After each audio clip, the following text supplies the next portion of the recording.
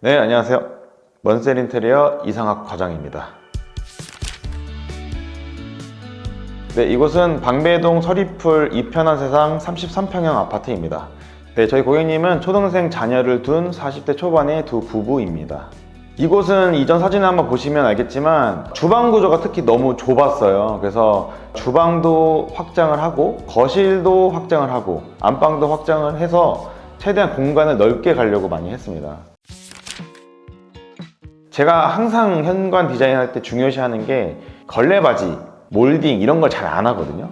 공용부도 마찬가지인데 이제 공용부는 도배를 하기 때문에 걸레바지 항상 있어야 돼요. 근데 현관은 그렇게 넓은 공간이 아니기 때문에 MDF라는 목재 자재를 붙여주고 거기에 필름 마감을 통해서 바닥까지 필름이 내려오게끔 마감을 해줘요. 그러니까 그럼으로써 재료를 최소한으로 하고 벽면은 필름으로 마감함으로써 뭔가 신발에 치이더라도 때가 도배에 비해서는 훨씬 관리가 쉽기 때문에 필름으로 마감했고 그 중간 사이에 타일 라인에 맞게 거울을 넣어줬어요.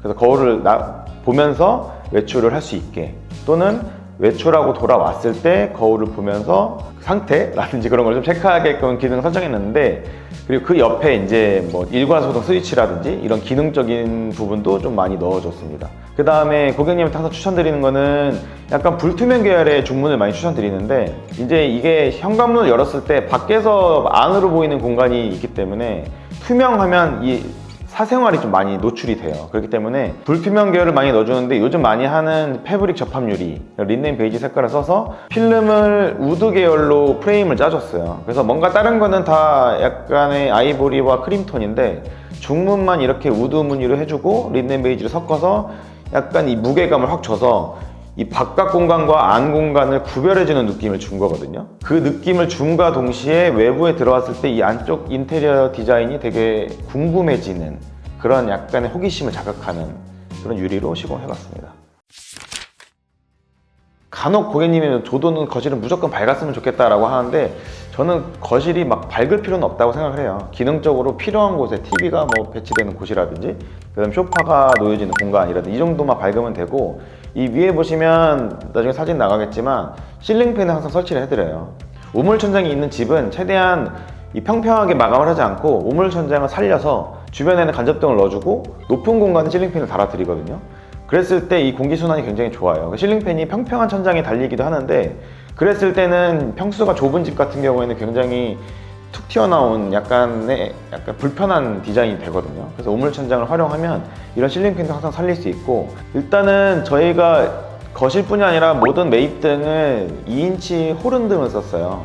호른등이 제가 요즘에 굉장히 좋아하는데, 이게 보시면 이 광원이 약간 그라데이션처럼 나와요.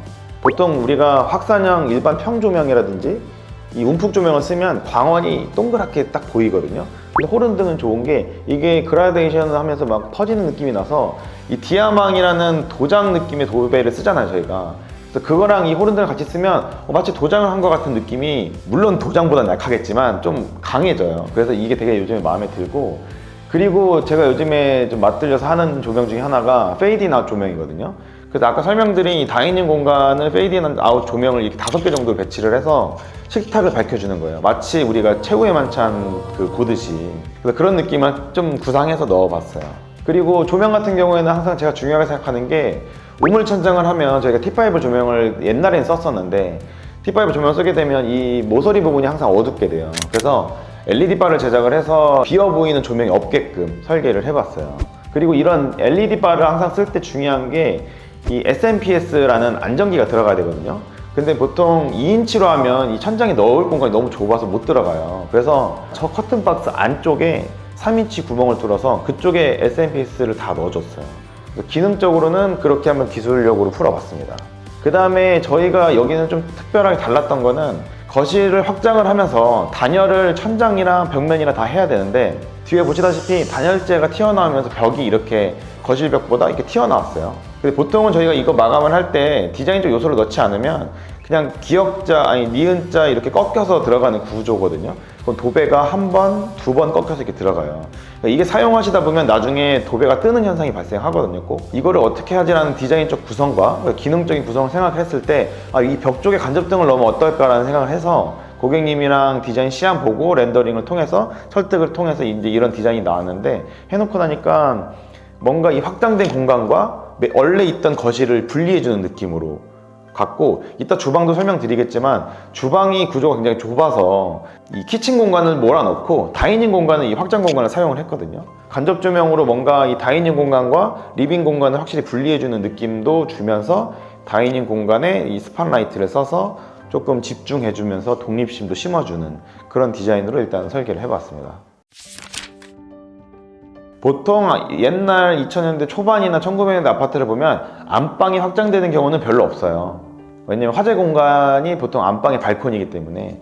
근데 여기는 대피 공간이 따로 필요 없고 입구방 쪽에 경량 칸막이가 있어서 그쪽이 대피 공간으로 활용이 돼요. 그래서 안방도 확장이 가능했습니다. 안방이 오히려 거실보다도 좀 더 넓은 느낌이 나거든요. 그래서 고객님이랑 여기를 한번 드레스룸과 파우더룸과 또 침실 공간, 이렇게 세 공간으로 한번 기능적으로 한번 만들어 보자 라고 해서 가벽 설치를 해서 긴 동선을 만들어주고, 그래서 이 모든 게 공간 구성을 할 때 고객님의 동선에 따라서 저희가 구성을 해봤거든요. 방이라는 개념인데 가벽을 치면 되게 좁아 보일 수 있거든요.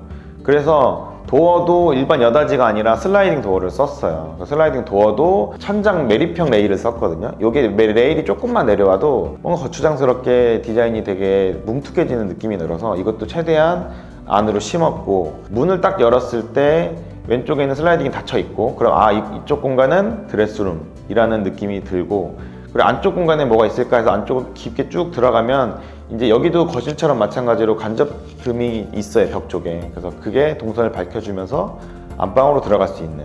그리고 안방에 침대에 누웠을 때 침대 사이즈도 저희가 고객님한테 물어봤어요. 그래서 침대 작은 사이즈 하나, 큰 사이즈 하나 해서 딱 그 사이 중간에 콘센트 딱 2구짜리 하나 놓고, 그리고 그 위에 스위치 하나를 놨는데 이게 3로 스위치예요. 그래서 침실 공간만 껐다 켰다 할 수 있는 기능을 여기랑 문 열고 들어왔을 때 그 공간이랑 연결되게 해서 이쪽에서도 제어하고 이쪽에서도 제어하고 그런 기능적인 역할을 좀 넣어봤습니다. 일단 주방은 설비가 제일 많이 차지했어요. 거실보다도 더 작은 주방이기 때문에 사실 처음부터 제가 고객님한테 키친 공간은 살리되 다이닝 공간은 포기해야 될 것 같다. 그래서 다이닝 공간은 거실 확장 부분을 옮기고 이제 주방에 아일랜드를 설치해서 그 자녀분이 앉아서 간식을 좀 먹거나 식사를 조금 간단하게 할 수 있는 거를 아일랜드에 일단 심어 주었고, 그리고 대면형 주방을 해야 되기 때문에 기존에 있던 싱크볼의 위치는 맞지가 않았어요. 그래서 냉장고장 옆에 싱크볼을 현재 길게 놨을 때 동선이 되게 좁아지기 때문에 아마 세탁기가 그렇게 하면 못 들어갔을 거예요. 그래서 저희가 설비를 통해서 아일랜드 쪽으로 수도나 배수를 빼줬죠. 그쪽을 싱크볼로 하고, 식세기가 있어야 되잖아요. 식세기도 수도랑 배수가 연결되어 있기 때문에 그 식세기 사이즈, 그리고 이제 냉장고 사이즈, 인덕션 사이즈, 이 모든 거를 계속 조합을 하면서 어떤 게 제일 좋을까를 통해서 나온 게 이제 이 마지막 디자인입니다.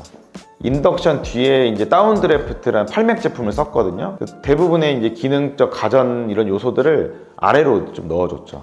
기존에 지금 키 큰 장이 있던 천장에 원래 후드 자바라가 있었거든요. 자바라라고 하면 이제 후드 배기관인데, 이 다운드래프트는 바닥에 배기관이 있어야 되기 때문에 이게 안 되는 경우에는 보통은 필터형을 많이 써요. 근데 필터형은 자주 교체해줘야 되기 때문에 유지 관리가 어렵거든요. 그래서 저희가 세탁실에 들어가는 세탁기 가전 사이즈를 고려하고, 그 다음에 냉장고 깊이 또 고려해서 냉장고와 세탁기 사이의 가벽을 원래는 보통 100으로 설정하거든요. 이거를 200mm로 늘리면서 이 자바라가 이 가벽 사이로 통해서 꺾여서 이 다운드래프트가 설치되는 위치까지 빠지게끔 설정을 했죠.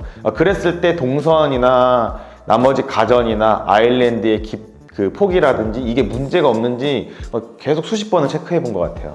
그래서 일단 그게 가장 기억에 남고, 뭐 설치된 거 보니까 다행히 뭐 여러 가지 가전 들어간 거는 문제없이 들어가서 마음 졸이면서 마감이 잘 된 것 같습니다.